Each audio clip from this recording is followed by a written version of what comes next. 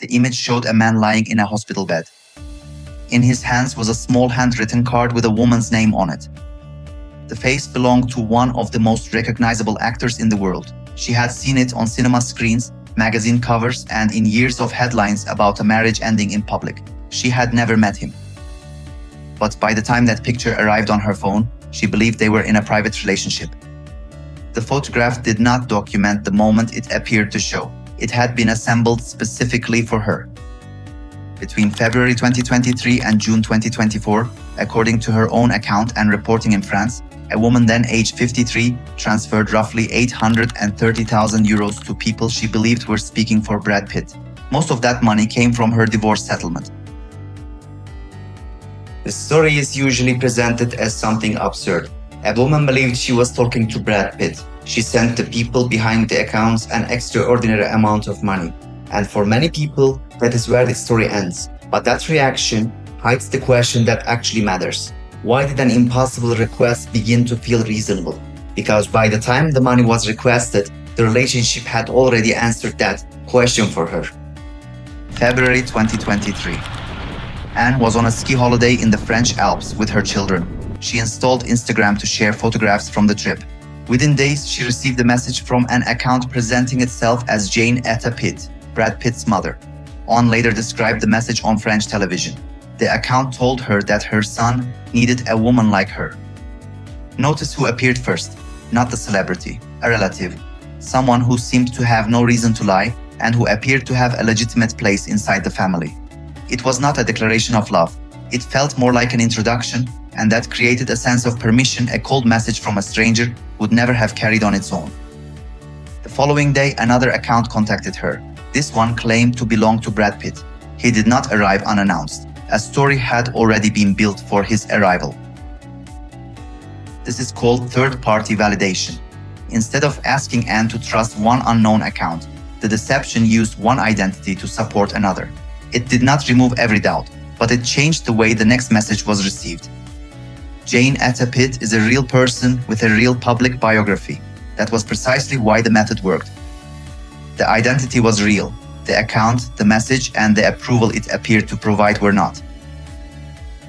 Anne had never met Brad Pitt, but she could have told you how he speaks, how he laughs in an interview, how his marriage ended. He could not have told you her name. That imbalance has a name. Researchers call it parasocial interaction, the familiarity an audience builds with someone they see again and again, in a relationship that only ever moves in one direction. It is not a disorder, and it is not limited to obsessive fans. It is the ordinary result of a face being everywhere. A conventional romance scammer has to build a person from the ground up. A name, a face, a job, a history, a personality, and usually a reason why that person can never appear on a normal video call. Every invented detail creates another place where the story can break. A celebrity impersonator begins with something very different. The face already exists. The voice already exists. The public biography already exists. Years of familiarity are already there. The scammer only has to fabricate one thing: the reply. The central illusion is not that the celebrity exists. It is that a relationship which had always moved in one direction has suddenly begun to answer back. The man writing to Anne was not presented as the man on the posters. He was presented as the private version of him. Tired of the industry, surrounded by attention but unable to trust the people around him. The contact did not begin with a declaration of love. According to Anne, it began as conversation. That distinction matters. A stranger who declares love immediately creates suspicion. A famous person who seems grateful for ordinary conversation creates sympathy. Anne was gradually moved from fan to confidant, the person who supposedly saw him without the cameras, the publicists, or the performance. Some of these frauds never move past this stage. Money is taken from friendship alone, a membership, paid access, a private meeting, or a project the target is invited to support. Romance is only one available upgrade. Then the relationship accelerated. There were poems, there were declarations of love, and later remarked that very few men wrote things like that. In scams of this kind, affection can run far ahead of the evidence. The messages begin to fill the day. A shared future is described before two people have ever been in the same room. That intensity does more than flatter. It occupies the space where checking would normally happen.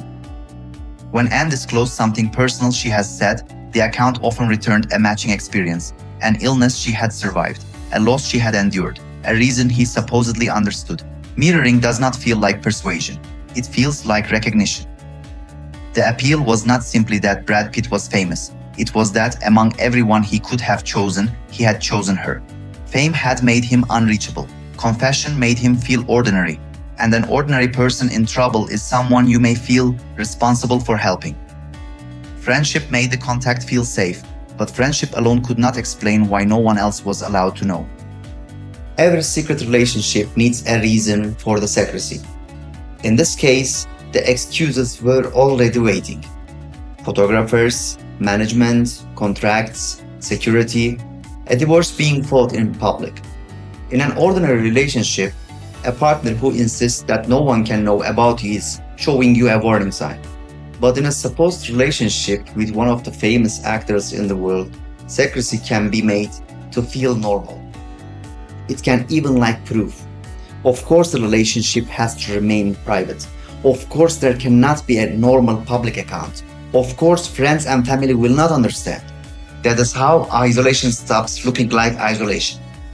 It is presented as protection. Secrecy also made the relationship less likely to be tested outside itself. Anne's adult daughter reportedly tried to reason with her, but resistance could be absorbed into the existing story. Other people did not understand. Other people could expose them. By protecting the relationship from outside questions, secrecy also made the evidence that came next far harder to challenge. The evidence eventually arrived in volume. Selfies, images of the actor in bed, in a car and in a hospital, falsified identity documents, video carrying his voice. At one point, according to French analysis of the case, there was even a fabricated news report presenting Anne as Brad Pitt's new partner. Much of the material has been described as AI generated, and Anne has said artificial intelligence helped settle some of her doubts. But no published forensic examination has established exactly how each item was made. The safest description is manipulated media, and it did not need to be technically perfect. That is what separates celebrity impersonation from ordinary catfishing. When a stranger sends a photograph, it has to prove that the person exists. When the image shows a global film star, existence is not the question. Everyone already knows the actor is real. The image only has to suggest something smaller, that he was in that room, that he was sick, that he had written her name, that he was thinking about her. It did not arrive as evidence to be examined. It arrived as a private souvenir from a relationship she already believed she was living inside. None of that material asked her for anything. The first request came separately, and it was small. Around 9,000 euros. It was presented as a customs charge required to release luxury gifts he had supposedly bought for her. The account claimed the divorce had complicated his access to money. Look at how the request was framed. He was supposedly the one giving. Anne was only being asked to unlock the gift. The payment was hidden inside an act of generosity. But once that first transfer was made, something had changed. Money could now move between them, in one direction, for a reason that appeared administrative rather than romantic. This is often the moment people misunderstand. The first payment does not have to be large enough to destroy someone's life. Its first purpose may simply to be establish a precedent. A payment happened, the relationship survived it, the explanation appeared to make sense. So when the next emergency arrives, sending money no longer feels like crossing completely new line. It feels like continuing something that has already begun. Then came the larger crisis. The account claimed that Brad Pitt had kidney cancer and that his money was inaccessible because of the divorce. A person presenting himself as a doctor contacted Anne and described a patient fighting for his life. Over the following months, she transferred the bulk of her divorce settlement, approximately €750,000. By then, the obvious question had been replaced. The question was no longer, why would a wealthy celebrity need my money? It had become, what kind of person refuses to help someone who may be dying after being made to believe he has nowhere else to turn? Affection had become obligation. But obligation to whom? Anne was not communicating with one account. A man wrote claiming to be the actor's agent. Another account claimed to be his daughter. A supposed doctor discussed his condition. Each new voice appeared to confirm the others. When the same story seems to be supported from several directions, it can stop looking like a story. The fiction also entered ordinary financial paperwork. Reporting on proceedings later brought by Anne's lawyers described transfer references, mentioning an operation for William Bradley Pitt and a kidney transplant at an American clinic. No court has ruled that either bank was responsible, but the references show how completely the invented crisis had entered the language of routine transactions. To see what the other end of a system like this can look like, we have to turn to a separate Spanish case. There is no established connection between that investigation and Anne's. In September 2024, Spain's Guardia Civil announced Operation Bralina. 5 people were arrested, and by July 2026, the case had advanced toward trial with 17 defendants. The allegations remain for the court to decide.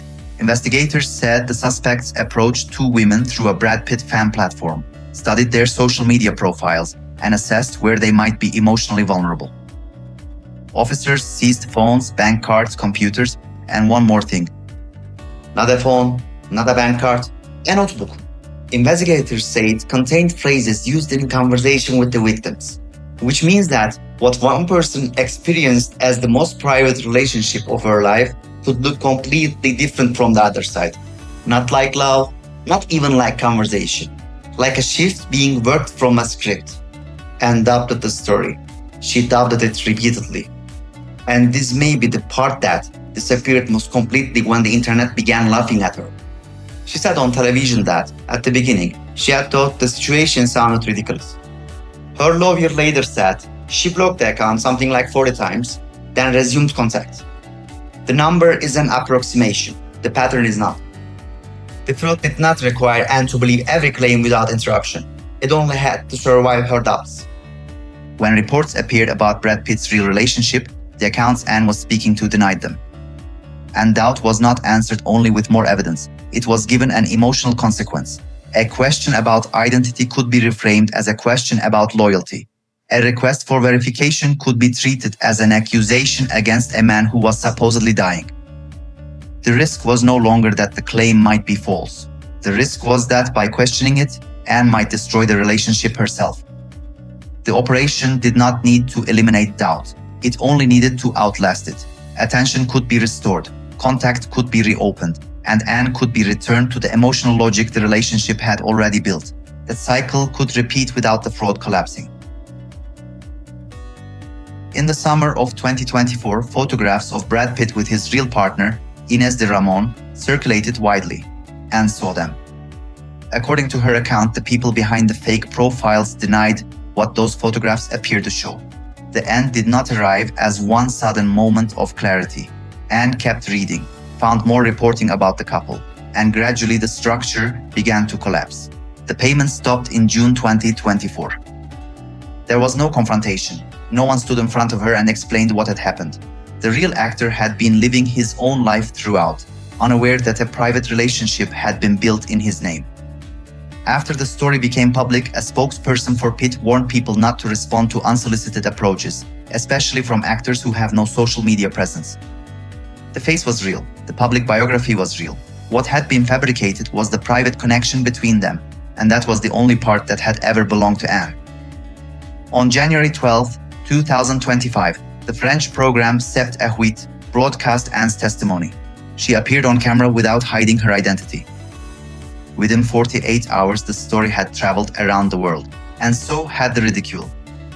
Brands made jokes. A professional football club posted one, then later apologized.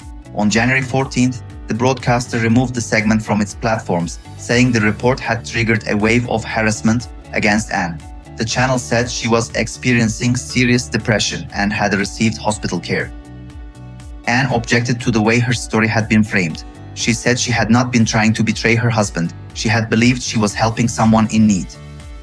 Research on romance fraud describes a double loss: the money and the relationship that felt emotionally real, even though the identity behind it was false. Shame and self-blame can then make victims less likely to seek help or report what happened. The fraud caused one kind of harm. What happened after Anne spoke publicly caused another. Think about what public mockery actually accomplishes. It does not reach the unidentified people behind the accounts. They are not embarrassed the jokes. They are not forced to explain themselves. They do not become the visible face of the crime. The person who reported the crime does. And every other victim sees what happens to her. They see the comments, they see the memes, they see the cost of admitting what happened. That cost is paid in silence. In the conversation that is never shown to a daughter. In the report that is delayed. In the call to a bank that is never made. On continued speaking. In September 2025, she published a book about how the manipulation had worked. In interviews that year, she said she was living on state support. The money was gone. The relationship was gone. Celebrity impersonation does not begin with an emergency. It begins with recognition. A familiar face enters through someone who appears trustworthy, moves from conversation into secrecy, and surrounds the target with private-looking evidence and supporting voices. By the time the crisis arrives, the relationship has already defined what helping means. And when doubt appears, doubt itself can be turned into betrayal. The best defense is not trying to become an expert at detecting AI images. That contest keeps changing, and it was never the most reliable test. Verify the communication channel, not just the content inside it. When someone claims to be a celebrity, a manager, or a representative, find the official contact information yourself. Do not use phone number they sent you. Do not use the email address they gave you. Do not click the link they provided as proof. Find an official website, a legitimate agency listing, or a verified account independently. That breaks the closed loop the scam depends on. And any request for money should end the conversation. A bank transfer, a gift card, cryptocurrency, a customs fee, a membership payment, a medical bill. No real celebrity relationship starts with an invoice. Show the conversation to one person outside it. Not because that person can always tell whether a photograph is fake, but because they can see the structure from outside the relationship. Slow everything down. Urgency is part of the mechanism. Keep the messages and payment records. Report the impersonation to the platform and the relevant authorities. And if money has already moved, contact the bank or payment provider immediately. Underneath all of those defenses is one question. Not, does this look real? But can any of it be confirmed somewhere the person behind the account does not control? Somewhere tonight, beneath a real post from a real celebrity, someone will leave a kind comment. A profile will be opened. Age, relationship status, recent photographs, the small public signs of a difficult year. A new account will be built using images the celebrity published themselves. The first message will ask for nothing. It may simply say, "Thank you for the support." Everything in that message may be true, except the sender. The face is real. The career is real. Her affection is real. The reply is manufactured. Subscribe to Umra Global for the next investigation.